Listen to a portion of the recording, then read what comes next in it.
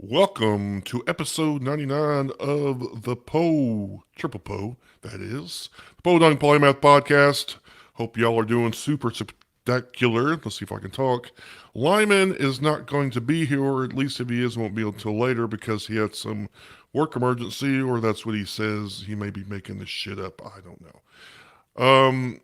Also, I wanted to mention that last night we were on the Sacrilege cast with Zach Law. I think it's been my sixth time on there. Apparently, he can't get anybody else better. I'll get better with the talking thing, I promise.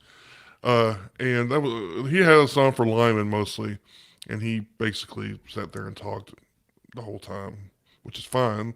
That's the reason I have him on the show. So anyway, go to his YouTube channel.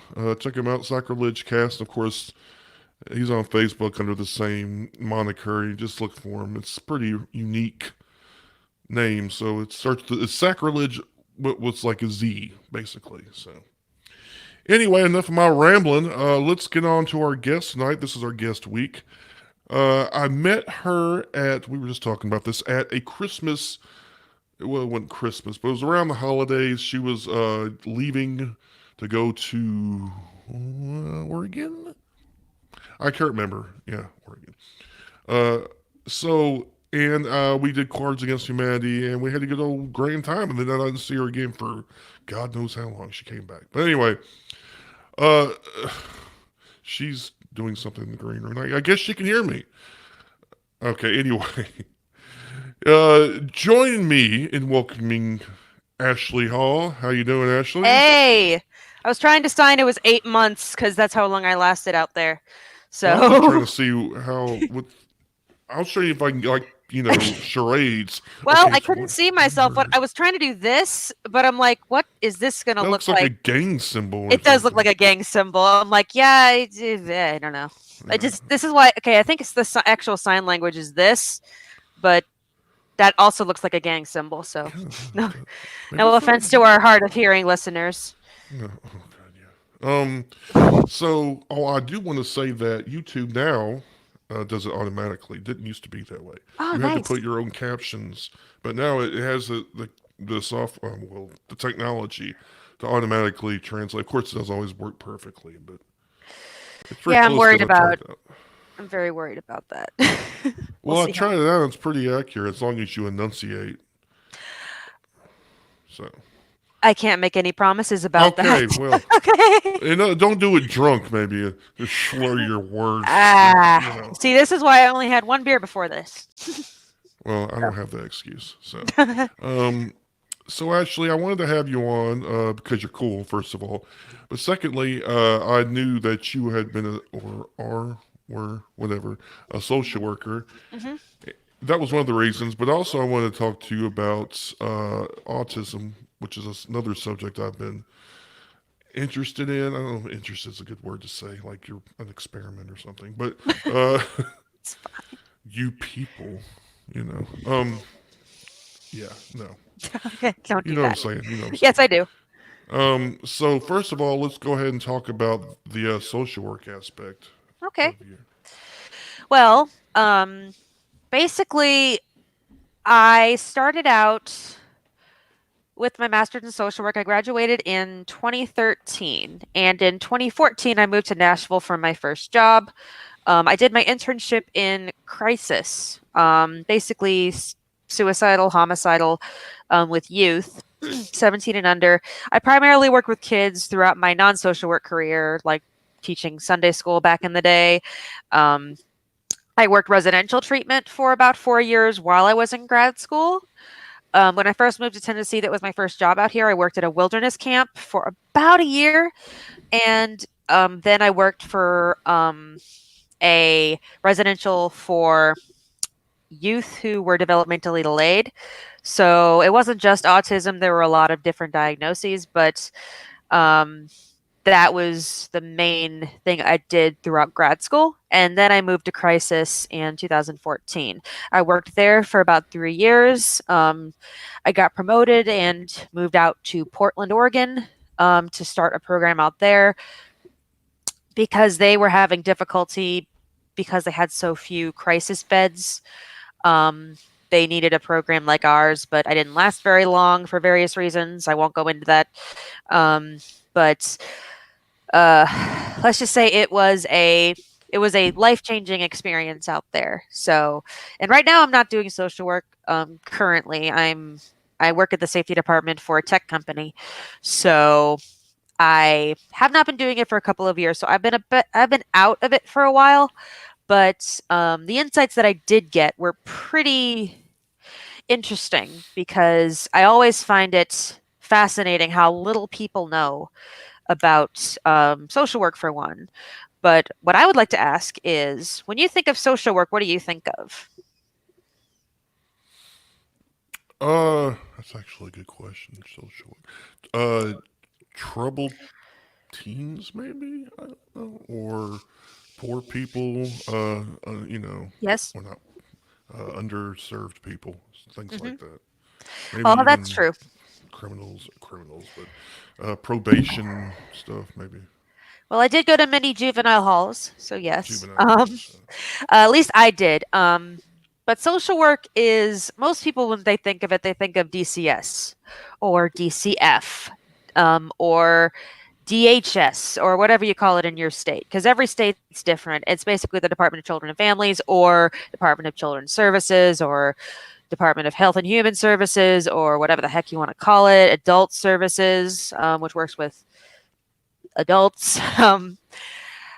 Most people think of social workers as people who come into families and take kids away or work for the state for various reasons or work for the state.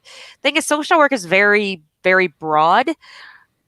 There are multiple tacks you can take in grad school. If anyone listening is getting a psych degree, social work is actually a really viable option because there are two different tacks you can take.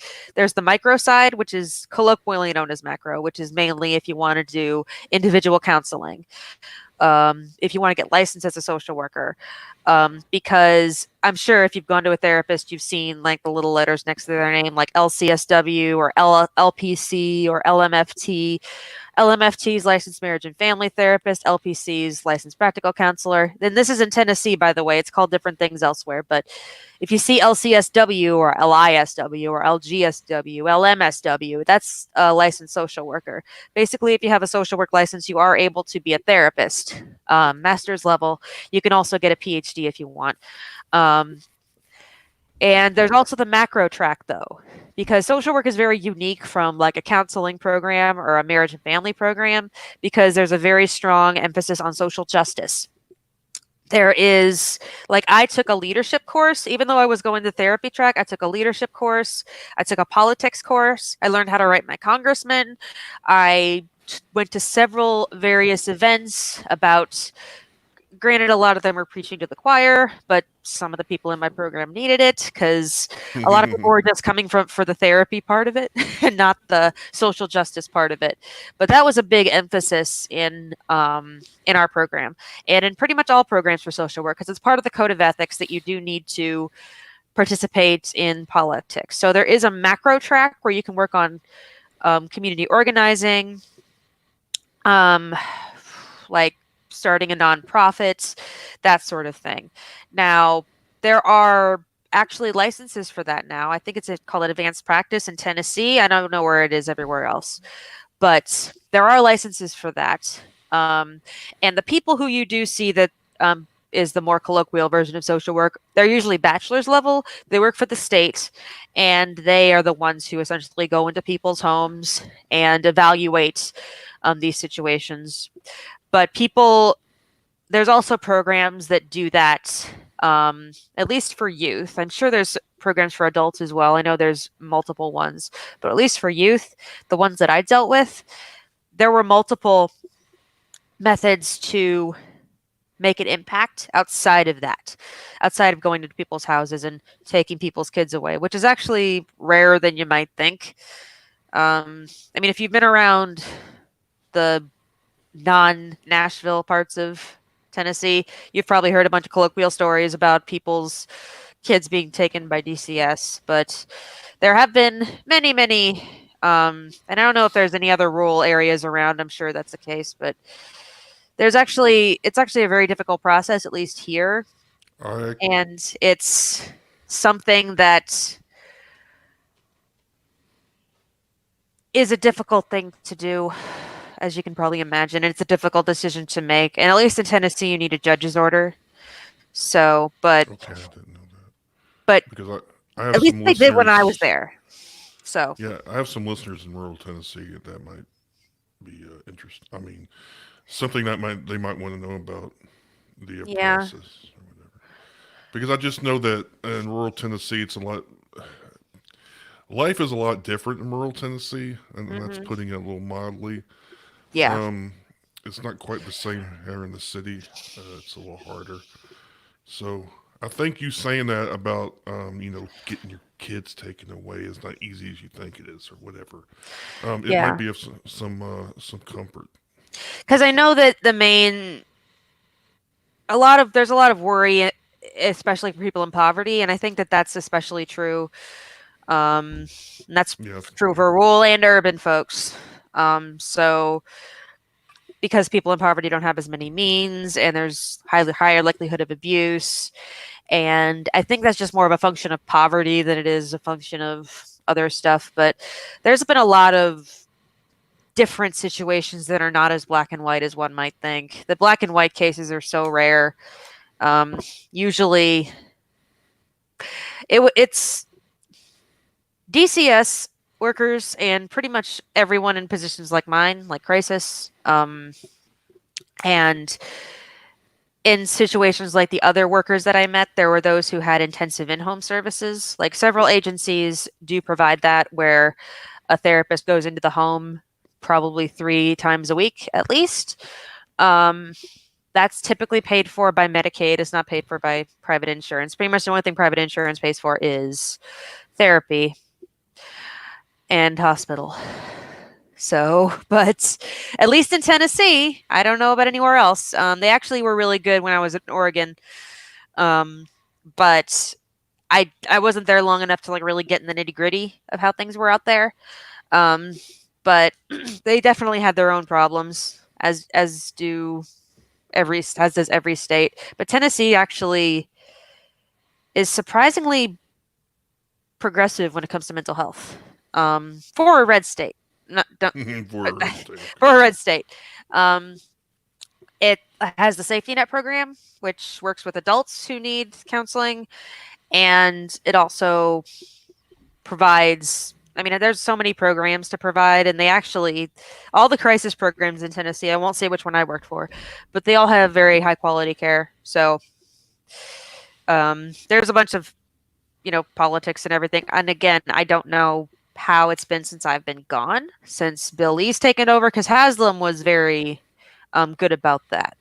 But I don't know. I haven't been on the inside ever since. So I don't know. But I can tell general things.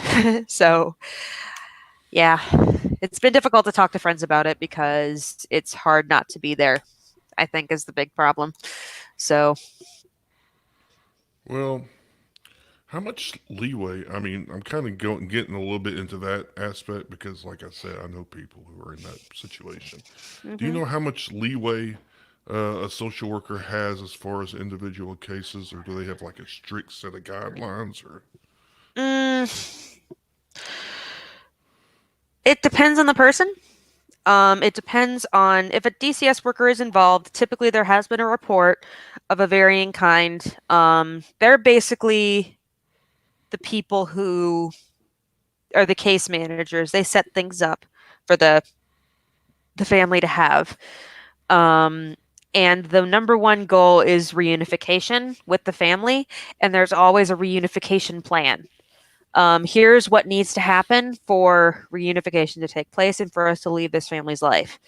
Um, Even if a child is taken away, that's the case. Now, if a child is in the system, severing parental rights is usually there's a decision made by the courts, and it's typically either done voluntarily by the parents, which actually happens more than you might think, or it's done not voluntarily. And that's typically a decision made by a judge. It's definitely not made lightly. I mean, all the decisions that I've seen made are typically pretty bad. Um, it's hard for me to go into details now because I don't want to give too much away. Because the problem with explaining this is I'm a little nervous about it because I don't want me to say something and for it to be taken as legal advice. Do not take anything I'm saying as Oh legal yeah, advice.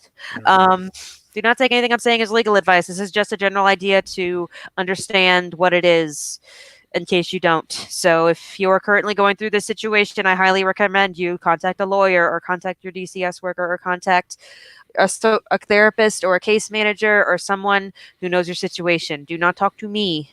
I have experience, but I don't know your situation.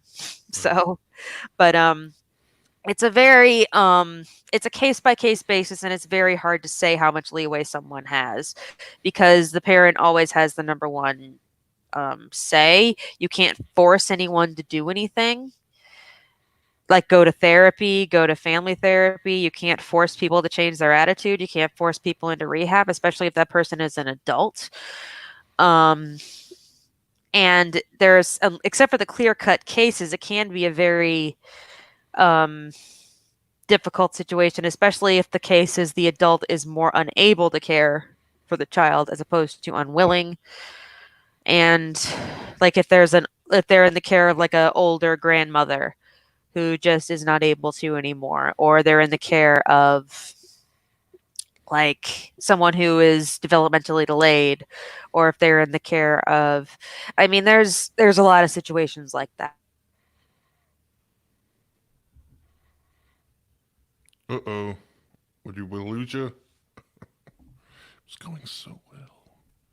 It it's just so hard to kind of pick a situation. So, but leeway, when you say leeway, what do you mean? I should have I don't probably said that know. up front before I Well, it's started just rambling. I don't know if they have some sort is leeway the word? Discretion. Discretion to like make individual They can make calls. decisions on their own. They can usually put in a request to a judge or oh shoot, my connection's having issues. That's fine. The They can put that decision into a judge and they can also make recommendations about what treatment needs to be because that's their main concern is not only to sort of monitor how the family reunification plan is going. They basically have to look at all the points like if the house needs to be cleaned up or the bugs need to get out of the house or if there's a certain boyfriend who shouldn't be there and is in the house, or Right. but probably one of the more common ones was house cleanliness. And when I say house cleanliness, I don't mean like my room where there's clothes on the floor. I mean like bugs, house falling apart, like pet doo doo and stuff like that. Um, Some hoarder have shit, basically. hoarder shit, yeah. And cleaning all of that up. Um, there's also medical neglect. So there's so many things that basically a DCS worker needs to go in and they need to say, okay, here are the things that need to change before this is a safe environment. This needs to be cleaned up to this point, and we'll do what we can to help, and we'll bring in this person to help.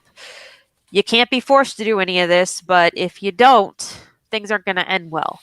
So basically, that's their job. Their role is to be the go between the state and the family to make these changes to keep the child safe, essentially. Okay. Let's zoom back out because I kind of got in the weeds on that a little bit because I was interested on that. Well, I do the same thing, so no worries. Um, so let's kind of get back to what general you were talking about, kind of what social work, different levels of social work there are, what kind of different disciplines, I guess you could say. hmm Um, what Like, would be like we were talking before? You said we were talking about when you think of social work, what do you think of? hmm And we were kind of getting into the different things that social workers can do. hmm What was kind of your main focus when you were in social work? And my main focus was working with youth. Um, my the big thing I wanted to do was to do an autism focused like disciplinary well, multidisciplinary, not disciplinary like this, but multidisciplinary, like helping with the family, helping with the youth, and trying to find better ways to um, help families who are going through that situation. That was my like long-term goal, but my short term was that I liked working with kids. I wanted to do play therapy. I worked with kids my whole career. I was always very good at it. Um, and I also wanted to help kids through the sort of same situations that I went through, because I went through my own mental health issues as a kid. So that really did make me passionate about it. So that was my main focus. I wanted to do that. Um, Mainly also because I think there was also a part of me that said, well, kids won't judge you as much as adults. So that was always the hard part, but that's a whole other story. So that was something that I wanted to do, and kids were really the thing that I was good at. And the reason I went into crisis specifically was because it was good for my type of brain. I like the assessment portion, I like the investigation portion. Um, there are a lot of elements of social work and therapy in general that are very, how shall I put this, like nebulous, not very concrete. Crisis is very concrete. It did well for my strengths, so that's why I did well at that when I was in crisis. So that was why I focused on what I focused on. Um, and but eventually, I wanted to get my license, with all of my hours, and I wanted to do maybe get my play for therapy certification, start my own practice, because that's a big one for a lot of social workers is private practice. Once they get their license, they're allowed to basically open their own practice and take on clients on their own. Now, they can also, once you get your license, a lot of doors open. You could work at a hospital as a medical social worker.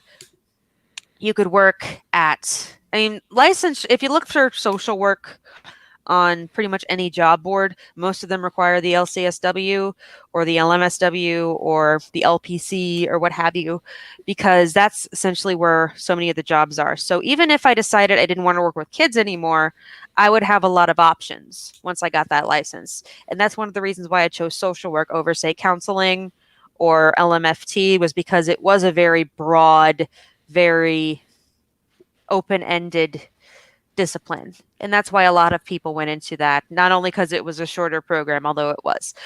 Um, it was very much it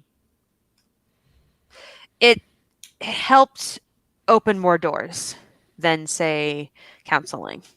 So that was why I went into it, was for practical purposes. I knew what I wanted to do, but just in case I didn't want to do it anymore, I had options. Well, I mean, I'm glad. I mean, I'm glad. You mentioned the working with. First, I'm sorry. Let me backtrack a little bit. You spoke about crisis. Exactly do you mean when you say crisis in a situation? When I say crisis, I mean we got called when there was a youth experiencing suicidal ideation, homicidal ideation, psychosis, or an attempt of any kind. We saw kids as young as 4. Usually, the younger kids had aggression issues or were saying not so great things, and the older kids were the ones who dealt with a lot of self-harm and suicidal ideation, suicide attempts, that sort of thing. So we got a lot of calls from hospitals, got a lot of calls from prisons, well, juvenile detention centers. We got a lot of calls from schools and homes. Homes were a big one, but there was a incorrect assumption that we could only call from an ER, so we did go to a lot of emergency rooms. I think that was the place we went to the most.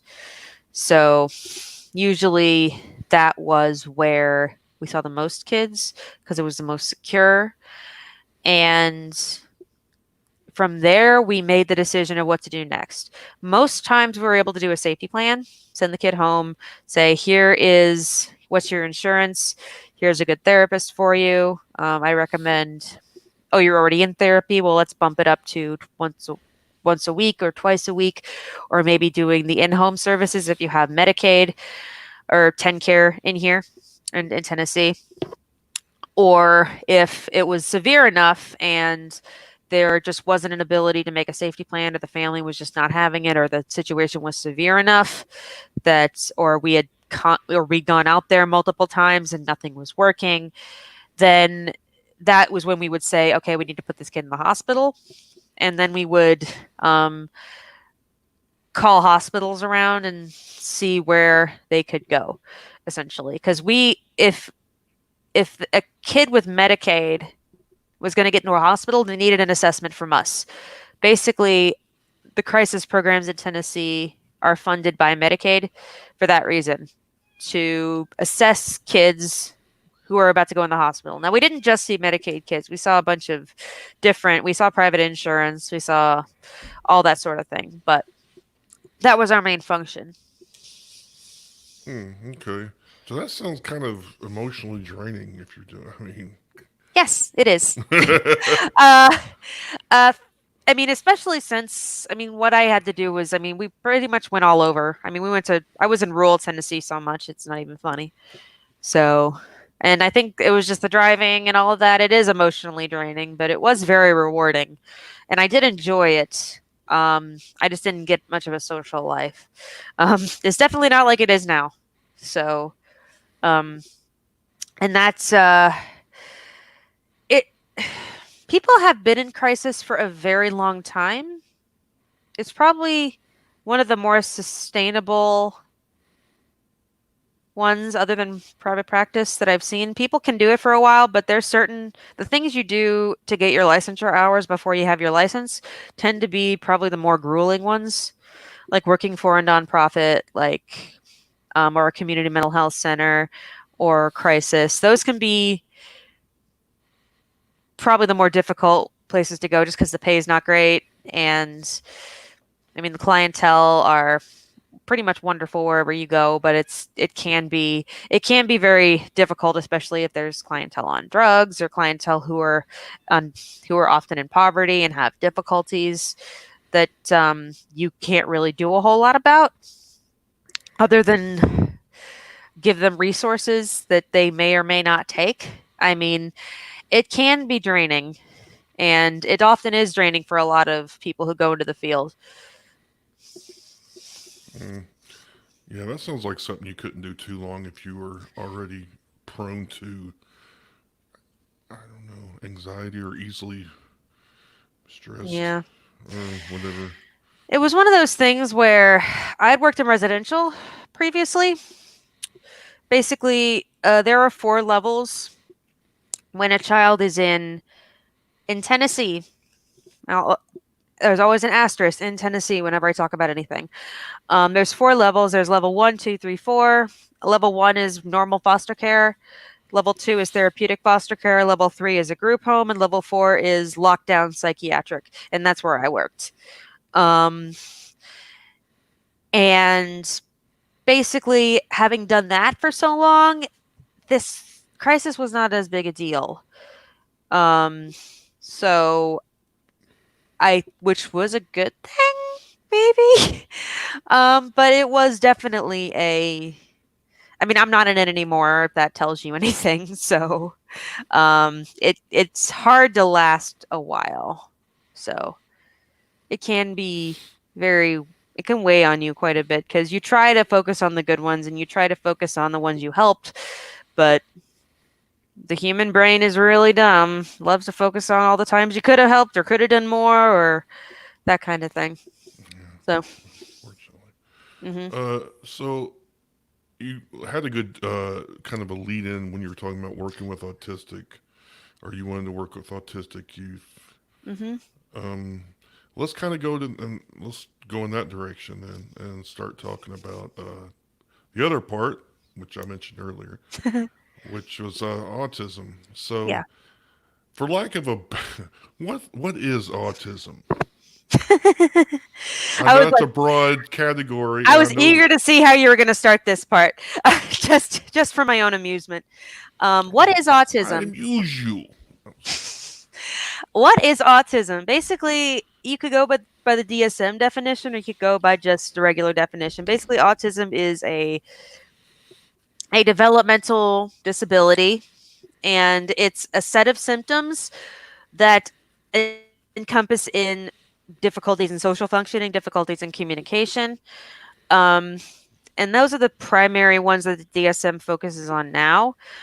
Um, typically, now there's so much to it that going into it now would take me a very long time, but the main aspects of autism are repetitive behaviors and repetitive interests, basically having a very set focus on one interest at a time, or maybe like three interests at a time.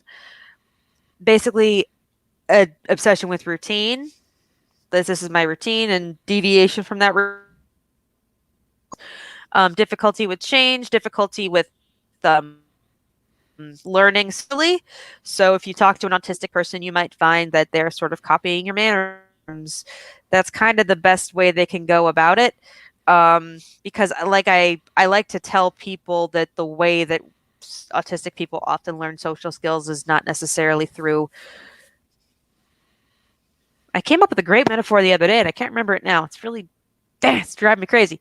Um, it's like it's like learning to paint by kind of harnessing your creativity, or learning to paint by just paint by numbers. Kind of like you can learn to paint. Like that's kind of how I paint, is paint by numbers. I'm not gonna lie. It's base there's that, and there's also communication difficulties, because a lot of people with autism do experience problems with communication.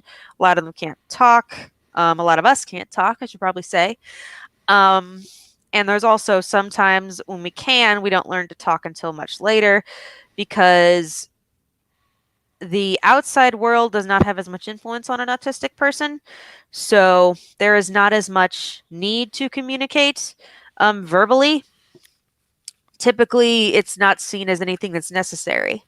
So, and that's kind of how I put it in that way. So, if that makes any sense whatsoever, that's essentially how it is. But autism is so freaking complicated. Those are the main things that I usually lay out, though, is the repetition, the social problems, the difficulty learning social things naturally. Hi, kitty. Shit. Not Sorry. mine. Oh, here comes mine. Difficulty learning things naturally, and the communication issues. So, those three are often the things people look for when they are diagnosing. Now, go ahead. I was going to say, I mean, obviously, I've read up a little bit, obviously, very little, just to kind of get an idea. And of course, it's always something that's interested me a little bit, because sometimes I wonder if I have maybe some Mm-hmm. aspects, like mild aspects. But anyway, Mm-hmm. so, but I know they've kind of gone to the spectrum, ASD, autism spectrum Yeah. disorder. So, why don't you kind of explain what that is, maybe? Well, they used to have, see, our diagnostic Bible in whatever mental health you're going into is called the DSM. Now, in the DSM 4, they had a bunch of names for stuff. They had autistic disorder, they had Asperger's syndrome, they had Rett's syndrome, they had a persistent developmental disorder, not otherwise specified, which that's a lot of letters. So they had all of those. And in the DSM 5, the newest edition that came out in 2014, I believe, or 2013, I can't remember. But they decided to just make all of that autistic spectrum disorder, because they noticed in their research that Asperger's syndrome, which was discovered in 1944, was basically autism without the communication problems. So they decided to lump that in with autism, and like Rett syndrome, or I think there was one called, I forget the name. It had something to do with degenerative disorder. It described how, like, say, a 3-year-old can talk just fine, but then a year later he can't. All of those are now under the autism umbrella, because they were all seen as something different. So now there are specific symptoms that we look for, but we have to kind of pick them out. Like, say there's 20 symptoms, and if you have 10, you're on the autism spectrum disorder. But you could have 19, you could have 12, and they all come from the same place, it's just different severities. Um, And when I say severities, I mean how much into your own world are you and how connected with reality are you? Like if you're going to another country and you're confused, are you going to London or are you going to Thailand? And basically if you see a guy who only knows English wandering around Thailand and he has no idea what he's doing, that's the lower functioning. And if you see someone walking around London who kind of doesn't know what they're doing, might do, this once in a while, which in the London speak is actually the middle finger, be like, hey, peace, guys. Hi. Like a dumb American. That would kind of be the higher functioning autism. So if that makes any sense. Um, So dissociative state, dissociative, is that how you say it? uh, no, disassociative is something different. That's essentially when you're just cut off from reality. It's kind of like it, autistic people are not cut off from reality, but their brain doesn't really know how to filter it.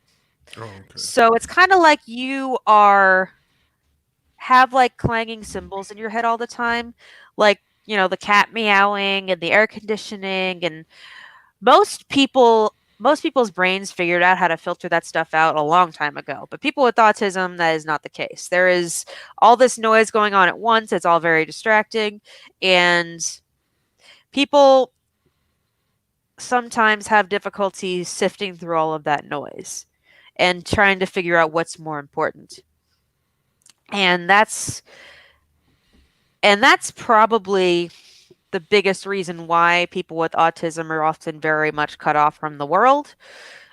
There's a lot of other reasons for it. I mean, the specific neurological or neuroscientific reasons are very complicated, and I have not learned them because I've tried to because every single explanation of autism I've seen has been so freaking complicated. I've been trying to figure out ways to say it in a more plain language because it can be a very difficult thing to decipher when in reality it really isn't. It's not that difficult to decipher. It's That's why the puzzle piece is kind of going out of favor because it really isn't that difficult, but it just takes some time to understand. And I always put it as basically I always call autistic people immigrants in their own country because the noise just pushed all of that stuff out and they weren't able to learn effectively, or there were just all these other difficulties and they just didn't catch on to it. So when you talk to an autistic person, they're going to be talking with an accent.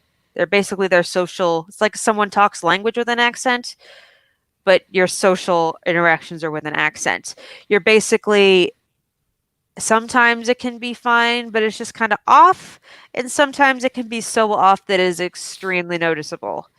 And that's how I usually describe it in a way. And that's why I describe it in that way so that people can kind of understand, try to sort of connect something familiar with something that might not be so familiar. And that's autism, which, despite the incredible voice of a lot of autistic adults nowadays, it's still not very well understood. It's probably the most common insult I see on the internet nowadays is autistic. So yeah. It's replaced retarded, which was around when I was a kid. Yeah. Which is so And some people still use that. well, we're probably gonna. I mean, considering that's starting to happen, yeah, people still use that, but I mean, we're probably gonna have to replace autistic soon in the DSM because I've noticed that, like you usually when you find a word for someone who's different, it's going to be used as an insult, and when it gets prevalent enough, you got to change the medical definition because Yeah, I know. you don't want to add the negative connotation. So I'm sure you know this very well, but it's very fun, I'm sure, to be a Well, I diagnosis mean, namer.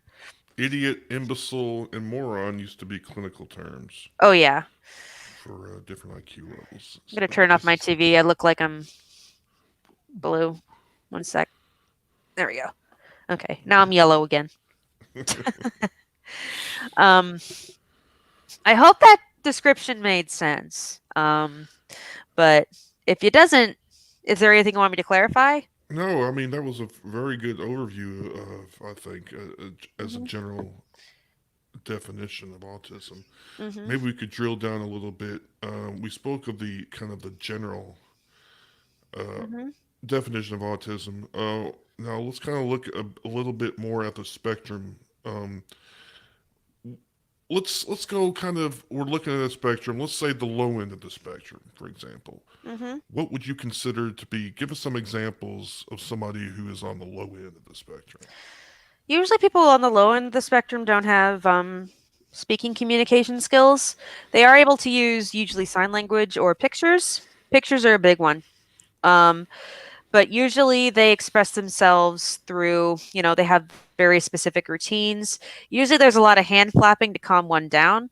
Um, but there's also difficulty regulating emotions. Like, say, if something goes wrong, even if it's something really tiny, theirs can be the famous autistic meltdowns. And I say famous because apparently that's what autistic syndrome is done for. Um, but they are very real, and pretty much every autistic person has them. When I have them, I cry. I just start to cry because sometimes the emotions get too much. That you have a very difficult time regulating them. So, and especially when you have difficulty communicating or teaching somebody and you can't have any outside help to regulate those emotions and you can't communicate what you need, sometimes that does reflect itself in some problem behaviors like aggression, for instance. Um, and usually the most common one is the hand flapping. Another common one is sometimes self harm, hitting your head on the wall, scratching yourself. Basically, those are repetitive calming behaviors that are often just used to help regulate. And that's why some artificial things like a weighted blanket or basically just like a brushing or anything like that. Bringing calming elements into the environment is usually very highly recommended for. And I keep putting low end of the spectrum on quotes because essentially autism is the same amongst all people. It just depends on the level of noise. It's really hard for me and the level of ability to regulate and the level of ability to communicate. So, because Right. communicate, Yeah. This is so a general. yeah. And when I say that someone with autism is kind of in their own world, like one thing you'll notice with a lot of autistic people is we like to make up our own words for things. Like I make up my own words for things all the time. We kind of have our own stuff that we talk about. We talk in the way that we like. Like you'll see a lot of people use a lot of big vocabulary words. The same thing happens on the lower end of the spectrum. It's just like, say, if you have a swing and you want to go on the swing, or if you have ways of expressing yourself through, say, hey, I'm hungry. I'm just going to take this, sausage off your plate. Um, or I'm just going to eat this thing and oh, I can't have it. Now I'm going to scream because I am starving and I don't know how to say it. And I don't know how to say that I'm hungry or that I don't like this specific texture because textures are a big thing. And again, that's one of the issues with autism is the inability to regulate. A lot of things that to a lot of people are just kind of inconveniences are big deals because it's very difficult to regulate the feeling of unfamiliarity, the feeling of, like, for example, you'll see a lot of kids with autism watching the same stuff over and over, especially on the low end of the spectrum. Now, I've gotten better about it, but, and in case, I don't know if we mentioned this, but I have autism too. I don't think we mentioned that. Yeah. So, in You and case I. anyone was really confused. So, um, but I forgot if we mentioned that. I don't know. Who cares? I have autism out in the open. It's kind of important. So, eh, I forgot to mention it too. Sorry. I was like, I'm sure he said it, or maybe he didn't. I don't know. But but either way, someone who has these difficulties have it's hard to express how severe these feelings are, and basically every feeling you could think of having is just ramped up to 11, essentially. So you'll see a lot of screaming, a lot of crying, and a lot of difficulty getting through because there's a lot of uncomfortable things. Like, I'm going to be in a classroom and I have to listen to you, but there's this massive air conditioning and this chair is uncomfortable and this desk is really cramping me and I don't know how to, let you know that I need to go in the corner. So, how much of a disability those difficulties are can really affect how someone functions in society. Okay, so if I'm understanding this correctly, the only thing the spectrum does is the volume of these things. I like to say the volume of the noise. It's not just noise, but noise is a very good way that I say it. It just affects the volume of the noise. And of course, every autistic person is different and has different issues that they have to deal with. For example, my own issues with specific noises, some noises I can some noises I can handle, some noises I can't. It just depends on your familiarity with them. But depending how loud the noise is, that can make things very difficult to function. And sometimes it can be hard to hear other people and consider other people through the noise. And again, autism is so much more complicated than this, so don't take me at face value. But I have been trying to figure out, again, like I said, breaking it down into easy to understand terms is probably what I've been doing to deal with it, but also how I've been trying to communicate what it's like for me and what it's like for the people who can't express themselves, because that can often be hard, especially on family members. Oh, I think I mean, you talking about communication. I think you would, or yeah, well, you would make a great communicator. I'm thinking about it, and we don't really have like a Neil deGrasse Tyson of autism. So. No, we Well, do not. like No, he's a actually, science communicator, yes. right? So we need Mhm. like an autism communicator, maybe. Well, technically, Neil deGrasse Tyson is an autism communicator based on his recent tweets, but that's another. I don't know if you've been following him on Twitter, but Not lately, no. he's been adorable. But anyway, uh, basically, we do. They're just not huge. Have you ever heard of Temple Grandin? Yeah, I've heard of Yeah, her. she is an autism communicator, but she's also an animal rights activist. She had a movie made about her that Claire Danes was in. Yeah, Um, so she's a autism communicator that's pretty prevalent. There's also, I forget his name. His bro he wrote a book called Look Me in the Eye. I forget his name. That's just bad. But he's yeah. also a good writer. He's definitely a good autism communicator. I think I forget his name, but he used to be on the board of Autism Speaks, and then he left. But We'll get so into that. So we'll get to that. But yeah, I'm so mad I can't remember his name, but I'm trying to remember some others. Greta Thunberg, I think, has been really, I, but her climate change stuff is mainly her focus, not yeah, necessarily her autism stuff. but they're shitting on her because she's autistic. So I don't like the idea of. Yeah, I don't. It's like a negative connotation, kind of. it is. It is a problem. I mean, I don't. It's hard to bring her up in this because she's a prominent autistic, but she's not an autistic communicator. She's also 16, so she also has that going against her. When I was 16, my communication skills were. If you put me in front of an audience at 16, you'd be like, "Oh my god, what's wrong with her?" So I do not envy her position.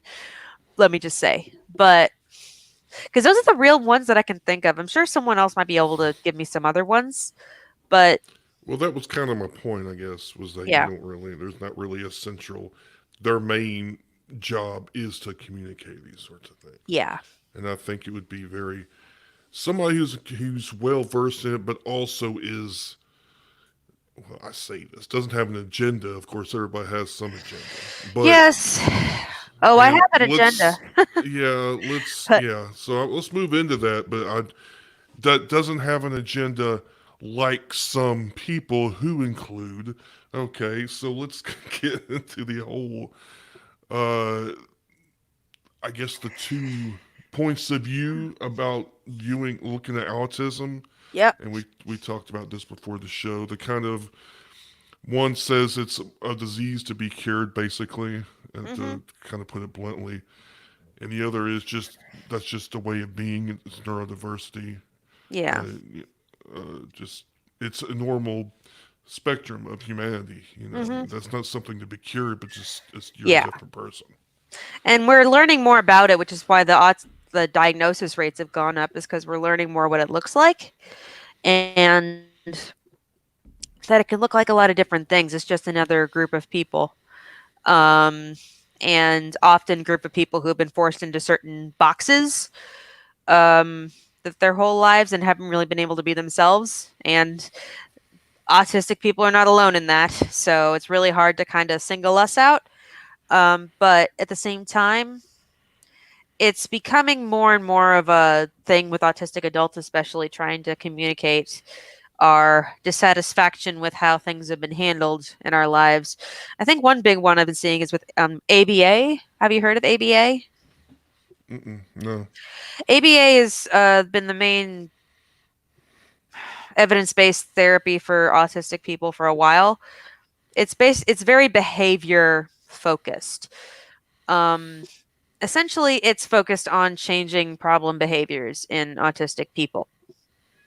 And a lot of autistic adults have been sort of seeing that as a problem because there are some behaviors like aggression that we do need to kind of change, but hand flapping is sometimes included in ABA. Um,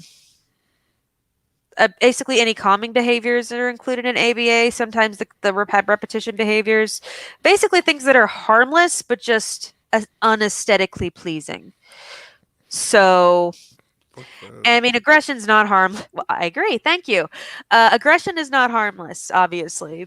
And there's a lot of difficulties raising autistic kids because of that. Oh, But there are ways to deal with that. let And me butt in right quick. What's ABA? sure. What's Oh, ABA? applied behavioral analysis. Okay. All right. Um, Sorry. it's okay. But yeah, that's been the only real evidence-based therapy for a very long behavior-based and primarily used on low functioning kids who have really no other way of communicating. And it's very, in theory, it's all based on positive reinforcements, but not all ABA therapists do that. And that's been causing a lot of problems. And I just learned this, and I need to see if this is the truth. But the same person who came up with ABA or the same person who came up with conversion therapy for gay people, which I'm sorry. I just learned this, and I'm like, oh, Well, that that's tells you something, doesn't it? Because and that it has been something that I've been concerned with because I did want to go into ABA for a while, but that's back when I thought that that was the best way to treat it. But the more I thought about it and the more I grew up and the more I kind of realized which behaviors of mine were were basically things people just got annoyed by because of aesthetics and things that people got annoyed by because of actually genuinely being hurt if I like hurt their feelings, which is legit. And like with every mental illness, like with every disability, you have to parse through on your own what things that need you don't want to be a toxic person. So you have to figure out which behaviors you need to fix. Um that's relative too. fix. But anyway. Yeah, but again, that's why I can't say that's why I didn't name any behaviors because you don't know. But that's the same is true with autism. Like I have a I'm about to be very vulnerable with you right now. If you look at my fingers, Yeah. since I was 3 years old, I chew my fingers, like the skin around my fingers. Hmm. It's been something I've done my entire life. It's not aesthetically pleasing. It's embarrassing. Oftentimes I have an issue with bleeding on things. Um, and that's been something I've tried to change just because of the fact that it's a problem. But but something like when I do this to myself like this, or when I have to go to the bathroom to cry if I get overwhelmed, or when I repeat what people say or say basically all the time, is that really hurting anybody, or is it just kind of part of my quirks? Do I have to change it? And if someone says I should change it, why are they saying that? So, and ABA is sort of the little kid version of that. It's like, what behaviors are you trying to focus on and what are you not? And I think there's been a lot of a push for autistic adults to make those decisions as opposed to therapists, which I understand, but I also see the ABA side, because if there is an autistic kid who has difficulty with aggression, that's great, but you can't but focus on the aggression and use other therapies to help with empathy and all of those other socially functional things. Damn empathy. I know, right? Jesus.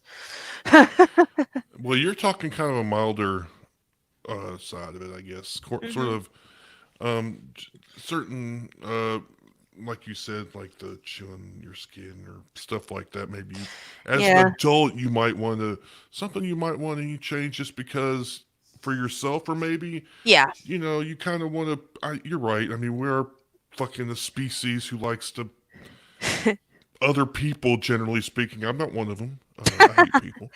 But I Other hear some people. people like to interact with other people, you know. Wow. So yeah, I can understand that within a Yeah. certain. But also there is kind of the more extreme side, which is the idea. Yeah, I think extreme is the right word. The Yes, it idea is. that you can somehow cure autism. Now, this is an, and the only reason. Let me preface this by saying that I don't. If an adult, let's say for example, and this is of course just fantasy, but let's say for example that like there's some magical thing that you could do, and all of a sudden all the behaviors would go away that are associated with, and the Mhm, noise stopped. Basically, if you're going with your mhm. example or whatever, Whew. if you're an adult and you wanted that, that's one thing, right? Yeah. So, but if you're a child, is that something you should inflict upon a child? And of course, I'm using this as a very crazy is a bad word, extreme example. But That's hard. that's the ethical, moral thing I'm looking at. Is like, at, and this dovetails into the neurodivergent thing. At Mhm. what points do you kind of distinguish between the pathological model and like just the normal realm of human behavior? At what point does it become, you know what I'm saying? Yeah. And I think that the realm of human behavior needs to be widened for sure. And I think that there needs to be more understanding about not only why autistic people do things, but why anyone does anything. Basically, why do we require certain social things? And why are we so protective of them? And where do they come from? And is it really that important? And I think that's something that, people realize that with people being gay. It's like, is this really worth all of this to enforce this idea of marriage? And most people The nowadays answer would is say no. no. Well, obviously. The answer is no, just for y'all out there. Spoiler alert, it's no. Okay, go ahead. No, it is it Sorry. yes, the answer is no. Because there's like no reason. It's like, why? Why? And that's something I always ask myself. It's like, why is this true for people? Now, I know why people don't want to be called names. That's obvious because names are powerful with human beings. Once you are labeled with something, labels are powerful, names are powerful. And you're called names by a lot of people. It's starting to get in your head, and it's going to start to, especially with our social conditioning in our brains, and this is something I'm fascinated by, as you can tell. But I think understanding that better as less of a function of completely autonomous, reasonable thinking spirit, bags of meat containing spirit, and human beings whose brains came up in order to survive as social beings and took on certain behaviors for certain reasons, but not all those reasons are relevant anymore. Understanding it in that way, I think, will leave more room for people with autism in a way. But that's more of a macro thing. Seeing autism as a pathology is a whole other problem That's because there's an entire grifter industry that feeds on moms. like go on. like and let me just first say autism is hard as can I curse? Yeah, fuck Hard as fuck to deal with as a mom because speaking of which, social brain evolution, you've seen babies, I'm sure, in the wild. yeah. They smile, they giggle, they kick their little feet, and they have little hands. I just held one a couple of weeks ago. It was the best decision I ever made. Um, and they give you a feedback because, like with every relationship, the mother child relationship is that feedback loop. You change their diapers and feed them and don't kill them. And and they give and you know my PSA to all the mothers: I'm sorry. keep your babies alive. That's In a case anyone meme needed to right hear there. that, um, babies are cute, and that's basically the exchange is that babies will be cute for you. They will smile at you. They will giggle. They will, and I mean humans are programmed to love cute. That's why we love cats and we love our kitties, and their little eyes and their little paws. It's just like we love cute, and that's why babies give us that feedback. But when a child has particularly bad autism, that is less of the case because there's less of those expressive facial expressions. Because on one hand, people with autism do really wear their emotions on their sleeve, and in another hand they don't. There's less facial um feedback. There's less of a feedback toward the mom. And so all the hard things about and the dad too, obviously. So there's less feedback toward the parents. There's less of so basically the parents are doing all the work. They're doing all the cooking and the cleaning and the cleaning up the diapers and everything, and the kids just not giving anything back, making it worth it. And it's basically a one-sided relationship on the surface because in a lot of ways it can be a two-sided relationship, but when you're a little kid, that's hard, especially when the idea is that you're not, especially when you have been trained to believe either by Andrew Wakefield or any other Jenny McCarthy people. We don't say that name on here. I'm Fuck Jenny McCarthy is oh all I'm fuck saying. her, oh fuck her, of course, but I also don't want to dissolve into a pillar of salt by saying her name, so I won't say it again. But I well, the alternative medicine industry depends on there not being answers for certain stuff. And autism is a big one because there's not a lot of answers for autism. Of course, the question is, are you asking the right questions? But even the questions that are legit sometimes don't have an answer. Like, how can I communicate with my child? Or how can I get that feedback? Or how do I know my child even likes me? Or how does my child going to survive? Those things are not easily answered.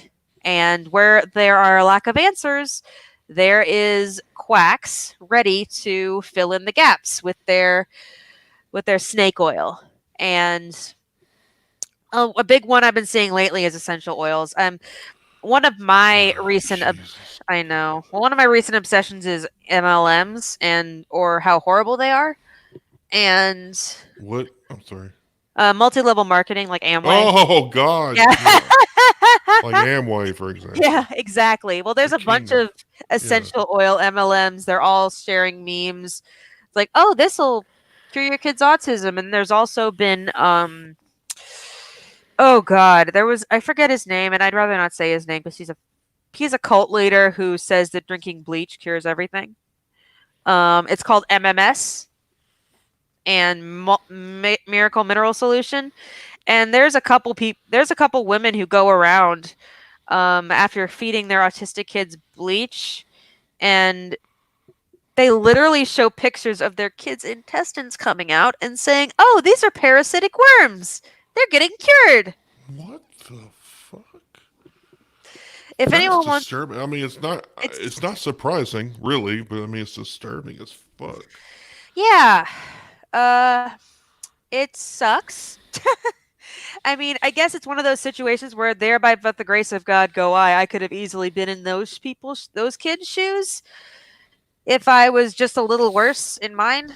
And I always tell myself they're basically have the same stuff as I do, just a bit more noise. So it's, I always look at that and I'm just like, oh my God.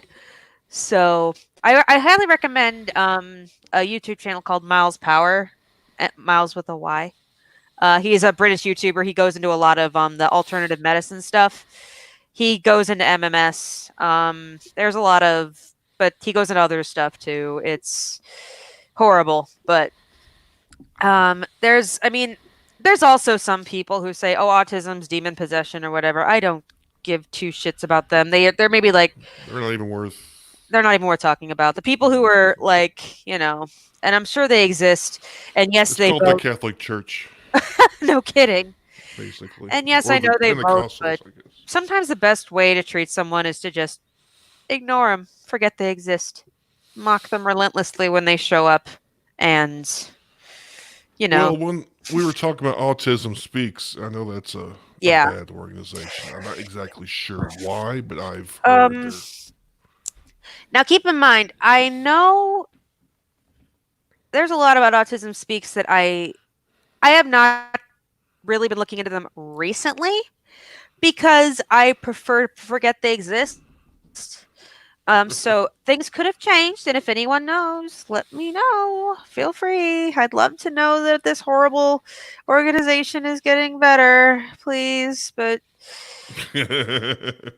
Okay. very, it has the wrong point of view. It basically talks a lot about cures, autism, tests for pregnancy, which that's one of the things a lot of autistic adults talk about a lot is, the option to terminate a pregnancy before someone's born because of autism is something I'm torn about. Very torn. So I can't really say much about that. But they have like some, like if you look on YouTube at some of their PSAs, a lot of them treat autism like a disease, like a scourge, like a curse. Well, yeah, that's why So I was. They're like kind of the peak, the quintessence of like the pathological model I was talking about. exactly. And I don't know what their involvement is in the vaccine movement. Again, autism. Just sorry. Vaccines do not cause autism. Let's go ahead and just get out the way. Okay, continue. I have to say I'm this one sorry that more has to be time. said, but Oh, it shouldn't have to be said, but it does have to be said. They're not going to get autism for crying out loud. But where was I? Oh sorry. God, it's okay. Oh no, I do that shit all the time. I interrupt all the time. I have a problem where I worry that I'm going to forget what I want to talk about because it's so good, and usually it isn't. But in my head, I think it's Yeah, right, I do that too. and I'm like, oh, I gotta say it right now, and it's never worth it. So, but basically, I have not gone as much into autism speak as I probably should. Again, I just know I do not support them. I tell other people not to support them. They have the wrong outlook. They don't talk to a lot of autistic adults. Um, they're mainly focused on parents with kids, and it's the parents who are the focus as opposed to the actual kids. And it's kind of like a support for your horrible child. You have to survive having this horrible child, and now you need some help with it and ways to figure it out. So as opposed to ways to figure out how to talk to your horrible child, or not horrible child, but I mean, that's how they see it. And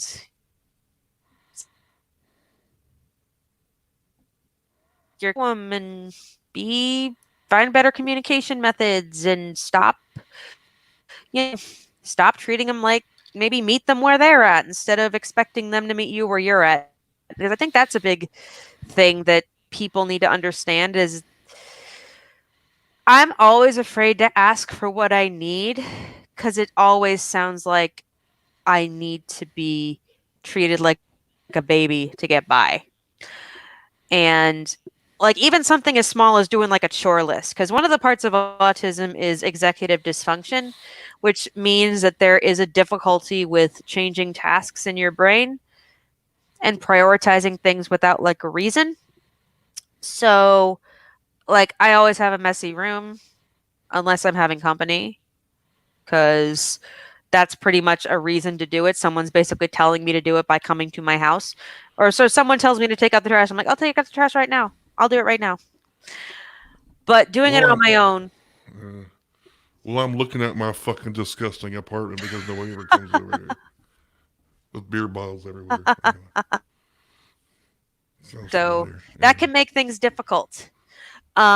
So yeah, that's kind of part of it. It's asking for what you need is hard when you're an autistic adult, and meeting people where they are if you're an autistic child, you don't even know what you need. And at that, the ability for people to meet you where you're at is not easy. And to be able to decipher the communications that you give is not easy, but it takes time and it is possible. But it takes support and it takes a lot of resources. And that's, I think, a problem in America generally. So that makes it even more difficult. So it is very hard for me to judge parents who are having difficulty with their autistic kid because there's sometimes a lot of difficulty getting the resources that they need. Um, but don't feed your kid bleach. yeah, Don't feed and your kid bleach. And don't expect, and don't, and I know that, and there are definitely who have expectations for their children that are unreasonable and that they shouldn't have in the first place, especially if their kid is autistic. So there is a very big, like, I think when I was growing up, one of the big things for me was why don't you wear makeup? Why don't you do something with your hair? You got to take care of your appearance. And it was always something, and I got, my family members basically saying, why don't you wear high heels? You got to have a pair of high heels. That's dumb. It's like, you got to look nice. Da, da, da, da. So, and one of the things that I am not interested in, and I just don't have any desire to do because it's not a special interest of mine, is that like makeup and doing my hair in a billion different ways. Like the idea of spending an hour on my hair sounds like torture. So, I mean, and I still definitely I still consider myself as this woman. I like being a woman. So, in many ways, so that's not the problem. It's mainly just because I don't really take much interest in it. So, well, that's but that's a problem for some people, and yeah. not just my family. It's not meeting those expectations and expecting you to meet people where they are for some reason, as opposed to kind of meeting you where you're at, or maybe even meeting you in the middle. I think So that's the bigger issue. yeah, so that if we're talking about kind of that side of the equation, parents wanting some of them are probably have good intentions. Well, Hmm. I would assume most of them do. A vast majority have good They just intentions. don't really understand. And organizations like Autism Speaks and their ilk are only feeding into those fears and those They don't help. yeah. So fuck them. Or Yeah, exactly. They're basically. having the wrong point of view. And I think that there are a lot of good steps in the right direction. There is the Autism Self-Advocacy Network. They're a good place to go. So if you're interested in autism as a cause, they're a good there's a good place to go. Because oftentimes Autism Speaks is considered to be all there is, but that's definitely not the case. So please give to them. They're fantastic. And also, there's a message board called wrongplanet.com.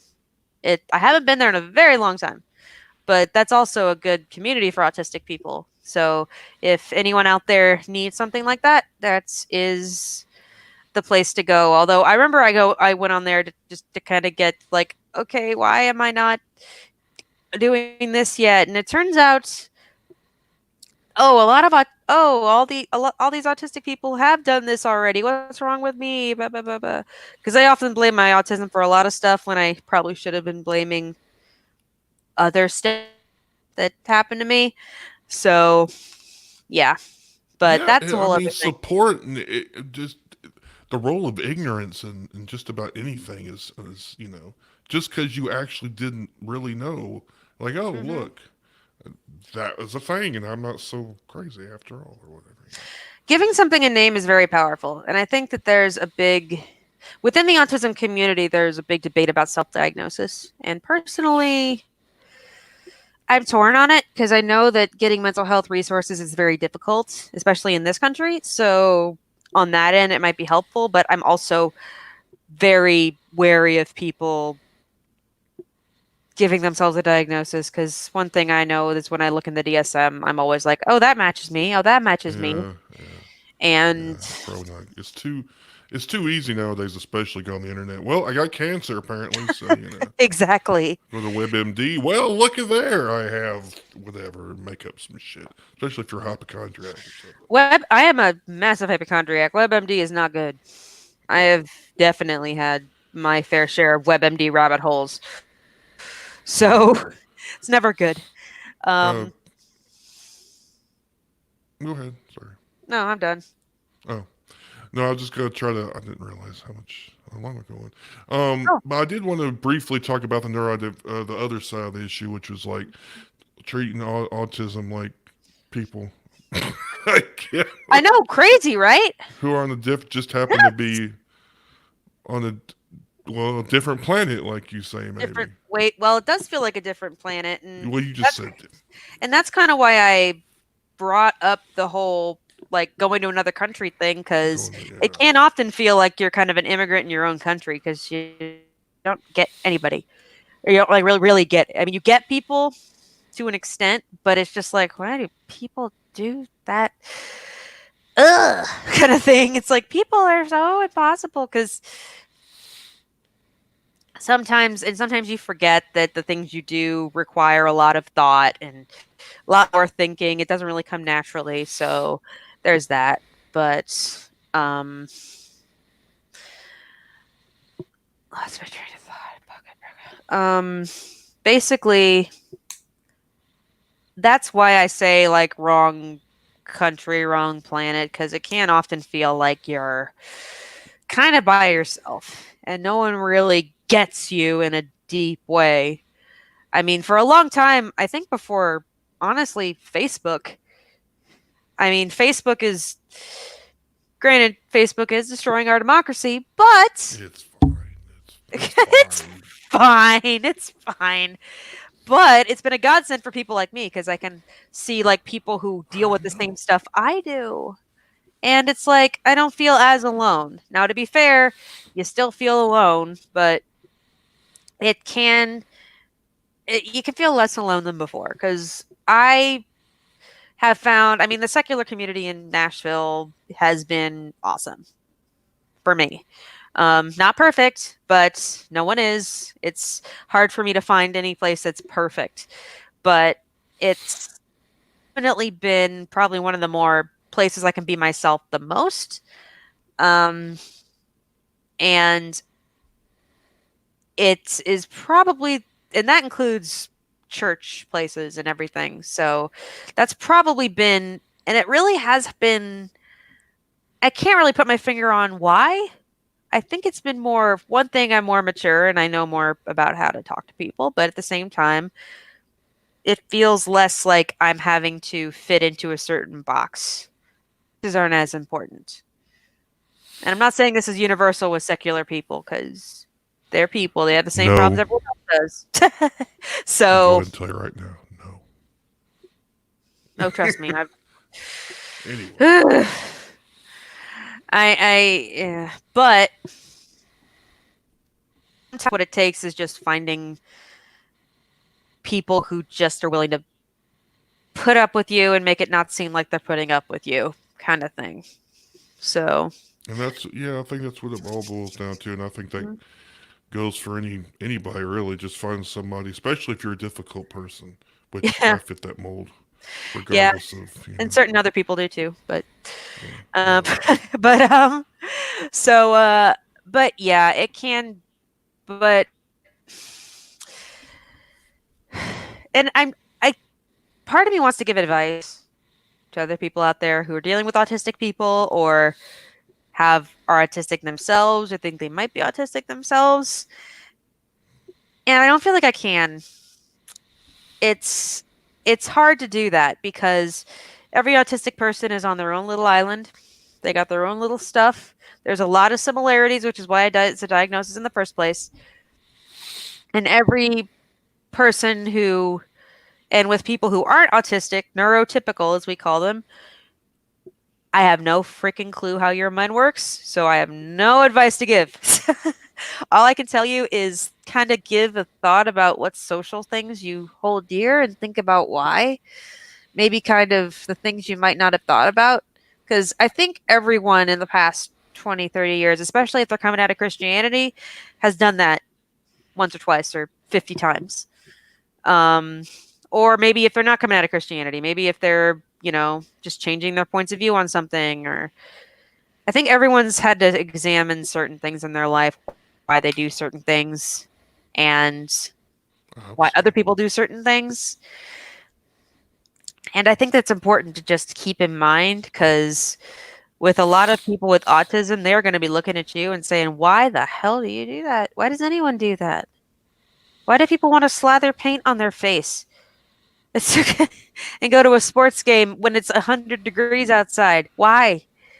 It sounds like torture, but people So, do it.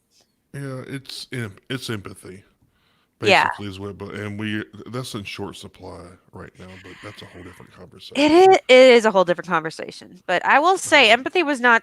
I think I learned my best empathy in grad school because not everyone has $50,000 to spare to go to grad school for social work. So I think probably one of the best ways to have empathy is to first of all read people's stories, and second of all listen. Seek first to listen, and you won't be a dick. So, I like and then that. I'm rewriting the Bible to be more pithy because we tweet now. So, but although I will say I like Twitter until it gives me panic attacks, and then I have to delete it off Well, my phone. okay, that's one of the things you So, can plug. So we need to go. I guess we need to go ahead and wrap okay, things up. all right. Sorry, I didn't mean to keep this long, but Oh no, I'm loving it. I can rant all I want, ramble all I want. I love it. So, well, that'll be all for right now. We probably can ramble at some other point. uh, yeah. Well, it's past my bedtime because I wake up at Well, 4:30. not right. So. Not right now. So, Yeah. but So thanks for coming on, Ashley. no problem. This has Thanks for actually been inviting me. this has been really informative, and it's been really I this is some I really have learned some things that I didn't really know, and I Hmm. was curious about. And you have been a really good Yeah, communicator, which I'm telling you, you need to look into that. You need I to. might. And also, I wanted to add a little PSA. Every autistic person is different. I'm sure there's many autistic people out there listening to what I say, and I'm like, that's not what it's like for me. What the heck are you talking about? Tell your story, please. If you have difficulty telling your story, if your writing is easier, do it and prove me wrong. Do what you need to do because we want to hear all the voices we can to help as many people understand as we can. So I just want to put that out there. That's a good point too. Hmm. Is there anything you wanted to plug?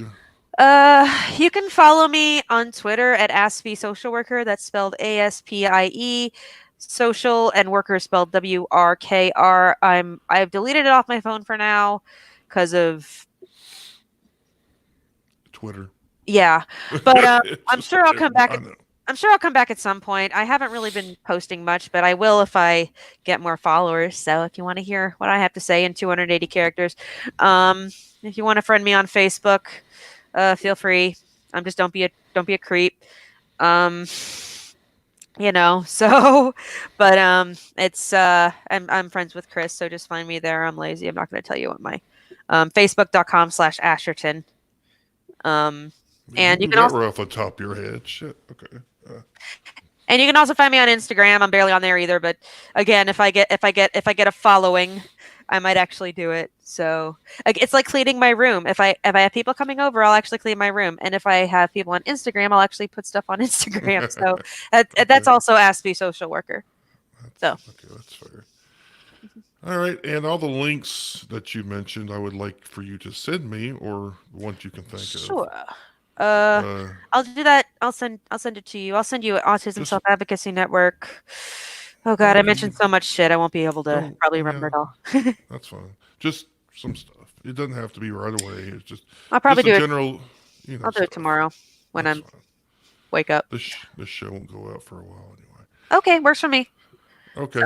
Well, again, thanks Ashley for coming on, and I encourage everybody who's listening to this to look at those resources. If you have anybody that you know or any family that you know that is autistic, then I just go look in these things instead of being a judgmental prick. If you are one, it's not good for you. don't be That's all I'm saying. judgmental. Don't do And it. that's generally just don't be a prick like me. No. Just follow that rule in life, and maybe you'll be fine. Or do be a prick Okay. like him. He's a famous podcaster, so Okay. Obviously, you're delusional as well as everything else. Okay. So we're no, seriously. Oh God, I I fl- that was I crazy have I have face. I have so many scary faces. Okay. Nah. Just making sure you did that on You purpose, tried. and I. You tried. Okay. Tried. Anyway, all right, actually, well, thanks again for coming on, and No problem. It was a pleasure to th- be on. I'm glad I finally got to see you in action. watch my show more. You might see more. Anyway, okay, I Ashley. had Well, I'll stuff talk. to do. Uh, no, you don't. Priority. Of course, I will watch your show more Yeah. Okay. or listen. Well, either one. All right. Take care, Ashley. No problem. Have a good night, Chris.